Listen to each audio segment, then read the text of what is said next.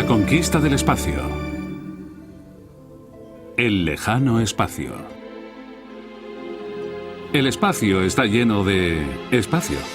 Los científicos siempre han estado fascinados por lo que es el espacio, o más importante, por lo que no es y lo que ocurre en él.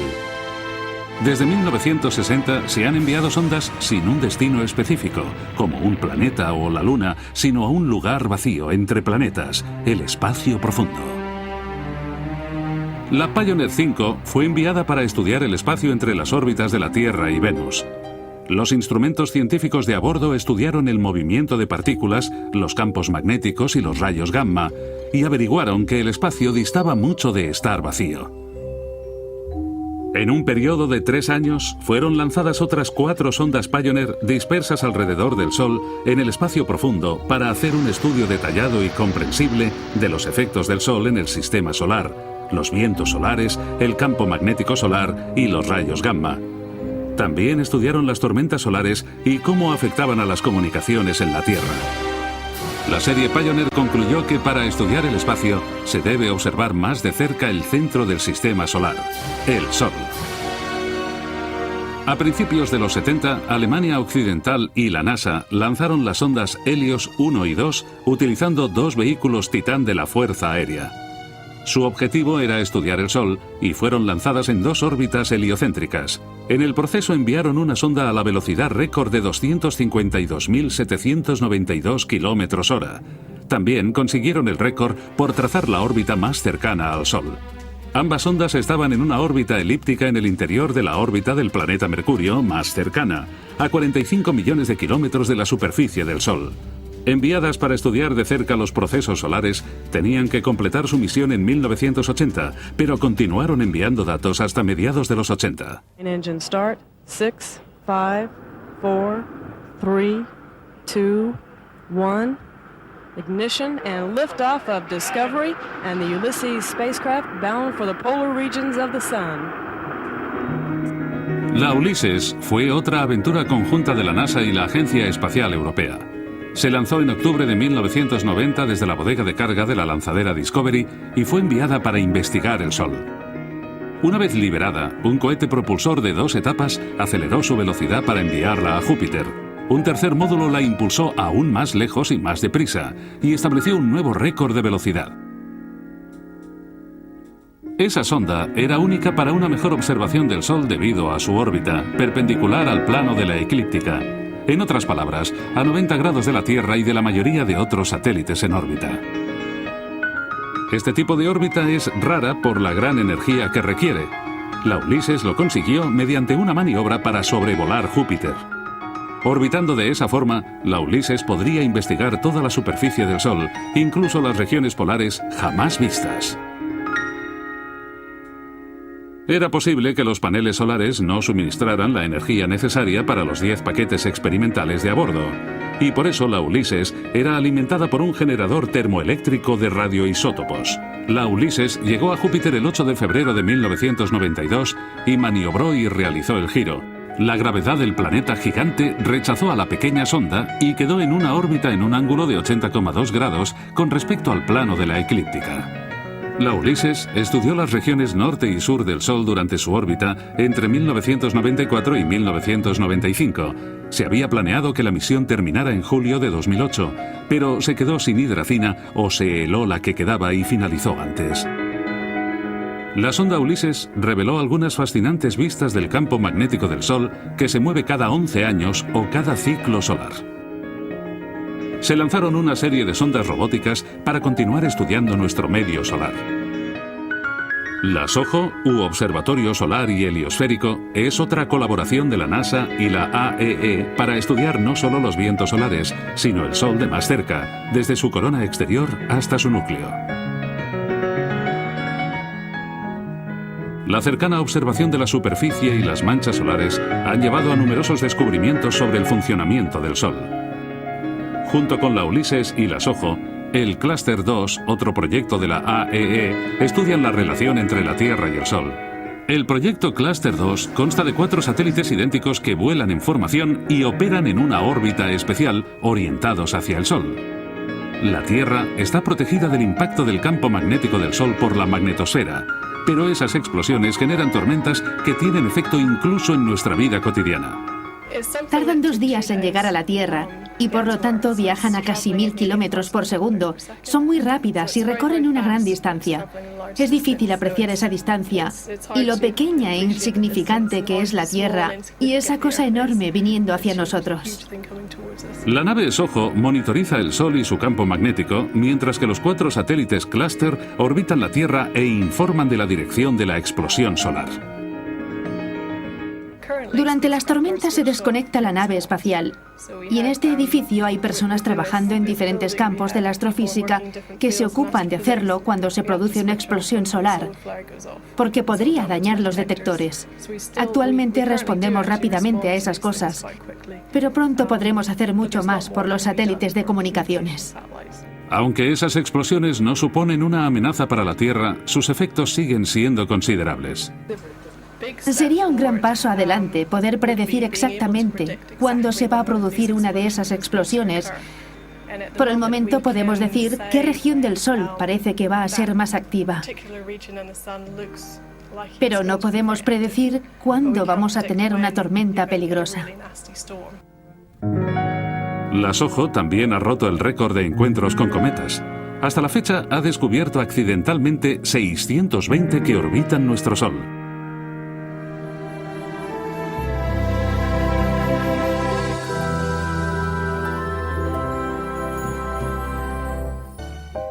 Para mantener esta exhaustiva investigación del Sol, se lanzó otra sonda en 1997.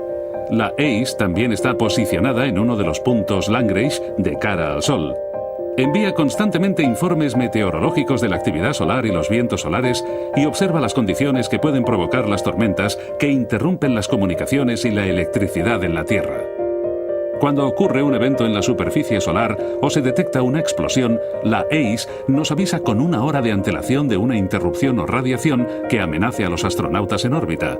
La nave espacial tiene suficientes reservas para operar hasta el 2024. Estudios científicos han revelado que ese espacio vacío está lleno de interesantes energías, de plasma, partículas, campos magnéticos y flujos parecido a un río de corriente rápida. La energía que emite el Sol se mueve por todo el sistema solar, llega a los planetas y las lunas que lo orbitan y crea olas de campos magnéticos y estelas de vientos solares y capas límite que tienen interesantes propiedades por sí mismas. Las radiaciones cósmicas y otras procedentes del exterior del sistema solar tienen otros efectos e influencias. El sistema solar al completo se mueve por el espacio, formando una gran ola de choque, capas límite, estelas y vórtices dentro del medio interestelar del espacio.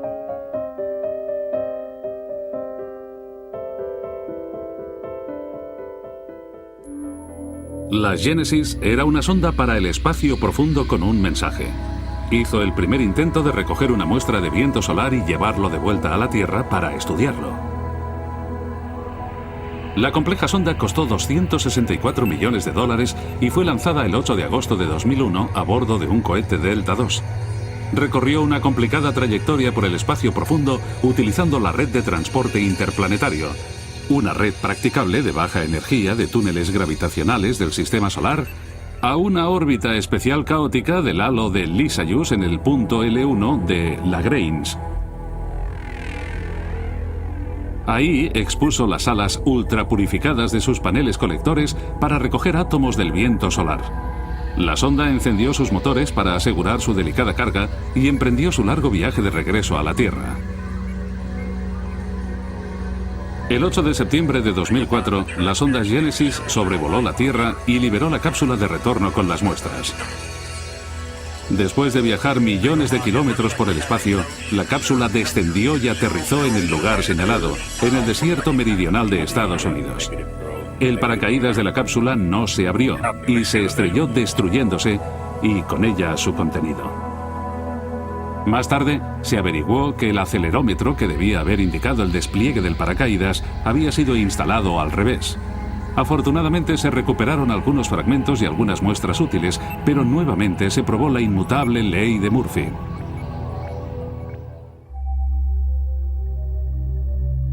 En 2006 se lanzaron otras 2 sondas.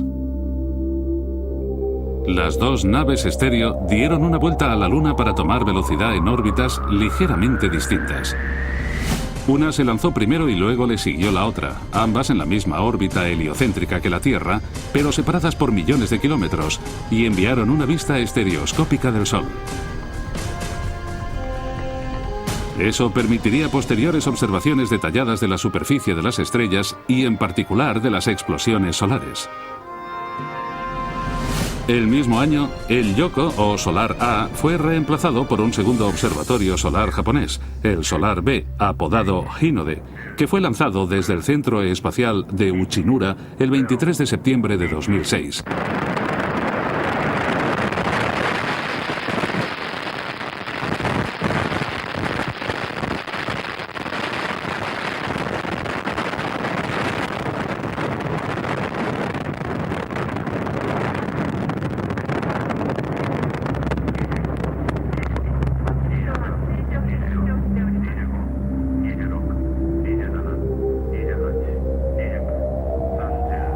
El satélite ha sido un trabajo coordinado entre Japón, el Reino Unido y Estados Unidos. El vehículo espacial contiene un telescopio óptico solar con 50 centímetros de apertura, un telescopio de rayos X imprescindible para altas temperaturas de 5 a 1 megakelvin y un espectrómetro extremo para imágenes ultravioleta para mirar los campos de plasma en la corona y la región de tránsito. Las observaciones simultáneas de los 3 telescopios ayudarán a entender la correlación entre la estructura magnética y el proceso dinámico de la corona, además de los efectos que el flujo de plasma tiene en el resto del sistema solar.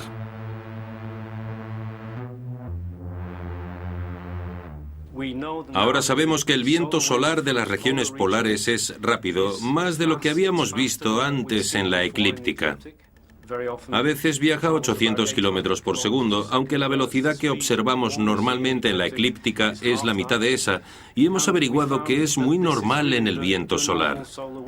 Llena gran parte de la heliosfera y del ciclo solar. Para observar los efectos del viento solar a grandes distancias, los científicos que estudian el plasma se han centrado otra vez en el mayor y más influenciable planeta de nuestro sistema solar, Júpiter y su enorme magnetosfera.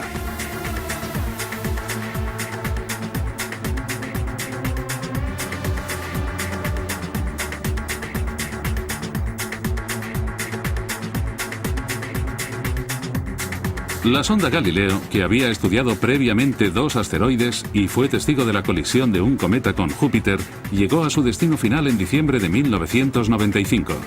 La Galileo sería la primera sonda que orbitaría Júpiter y la primera en desplegar una sonda en su tórrida atmósfera.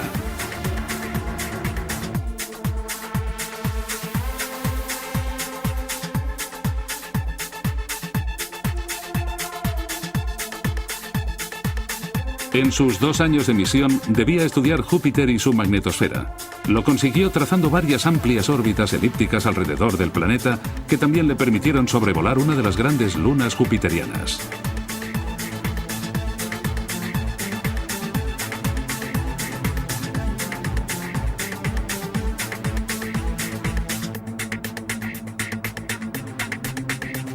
Una vez cumplidos sus principales objetivos, la misión de la sonda se prolongó a 1997, voló mucho más cerca y se aproximó peligrosamente a las 2 lunas más interesantes, Europa e Io.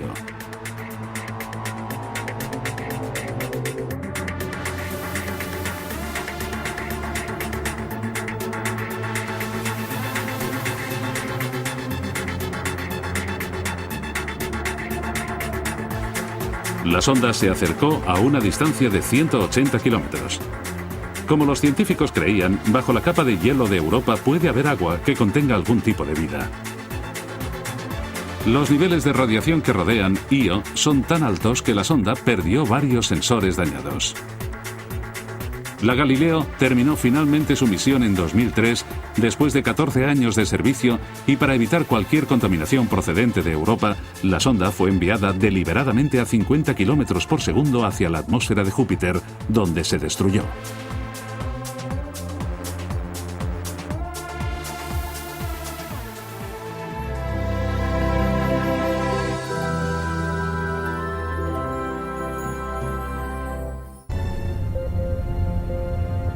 La Cassini-Huygens era una sonda que se envió aún más lejos que la Galileo, pero con la misma idea.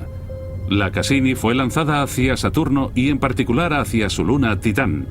A diferencia de cualquier otra luna, Titán está envuelta en una espesa atmósfera y no se ve su superficie. Era una misión conjunta de la NASA y la AEE. La NASA diseñó y desarrolló el orbitador Cassini y los europeos diseñaron la sonda Huygens que descendería a la superficie de Titán. El vehículo se lanzó en octubre de 1997 y alcanzó Saturno en julio de 2004.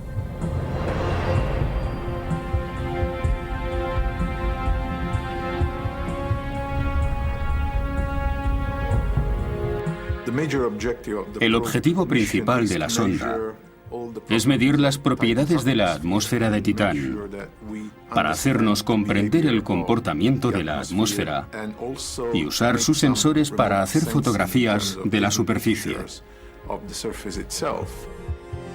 El 25 de diciembre, la sonda Huygens se separó del orbitador y empezó su viaje a Titán.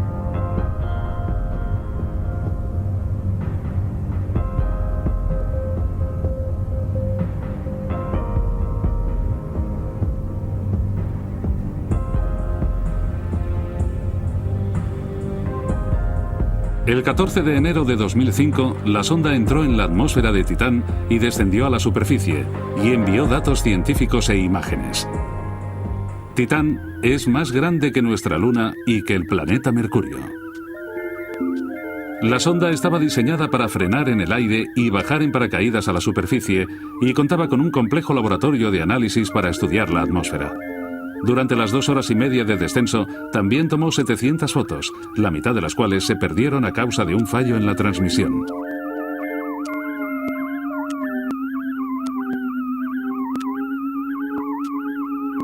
Con las obsesionantes ondas de radio emitidas por Saturno como melodía de fondo, la sonda Huygens llegó a la superficie y analizó y midió distancias y presiones. La atmósfera está compuesta por nitrógeno y contiene nubes de metano y etano.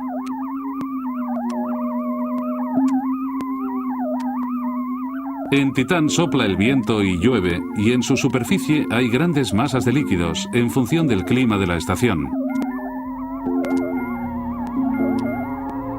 La Huygens aterrizó en terreno sólido, aunque hizo fotografías de una cercana playa de un mar.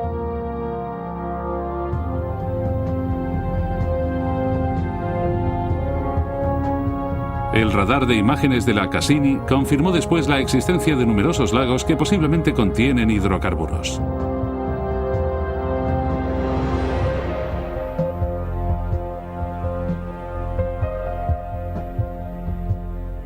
Es un mundo mucho más frío que el nuestro, pero no tanto como para que no haya vida.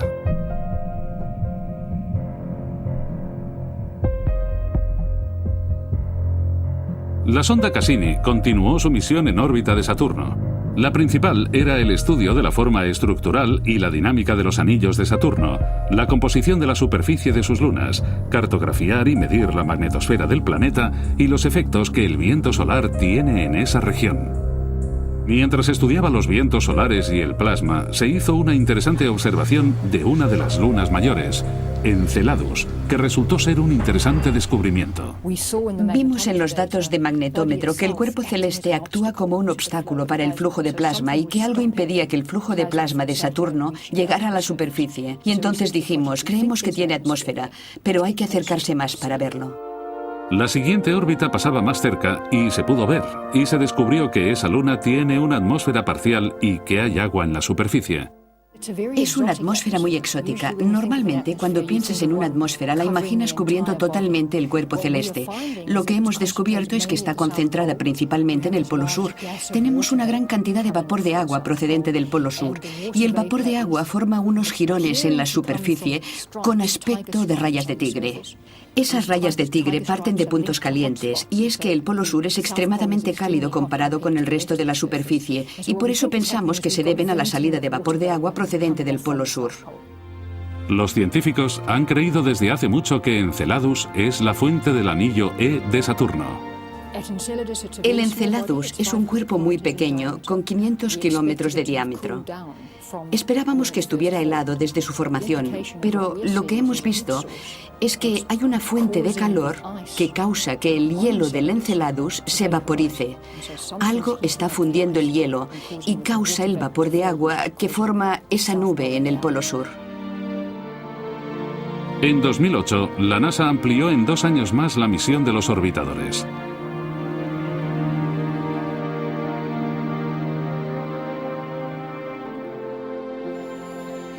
La Nuevos Horizontes es una nave espacial que actualmente se dirige a los lugares más remotos del Sistema Solar. Fue lanzada en 2006 directamente a una trayectoria solar de escape y superó todos los récords de velocidad anteriores, consiguiendo una velocidad relativa a la Tierra de 16,26 kilómetros por segundo cuando se apagaron los motores de su propulsor. Con relación al Sol viajaba a 17,18 kilómetros por segundo. A esa velocidad llegó a las cercanías de Júpiter en menos de 1 año de viaje. Después de otro año y medio llegó a la órbita de Saturno el 8 de junio de 2008.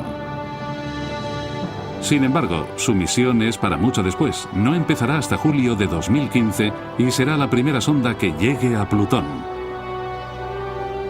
Conocido como el planeta enano, se sospecha que Plutón es el resultado de un accidente cósmico, parte del cinturón de Kuiper, objetos celestes de los confines exteriores del Sistema Solar, y ya no se le considera el 9º planeta de nuestro sistema. Sin embargo, Plutón tiene 3 lunas propias que estudiarán las sondas Nuevos Horizontes, Caronte, Nix e Hydra. Si todo va bien, la Nuevos Horizontes también estudiará otras regiones del cinturón de Kuiper. Y quién sabe qué puede encontrar allí.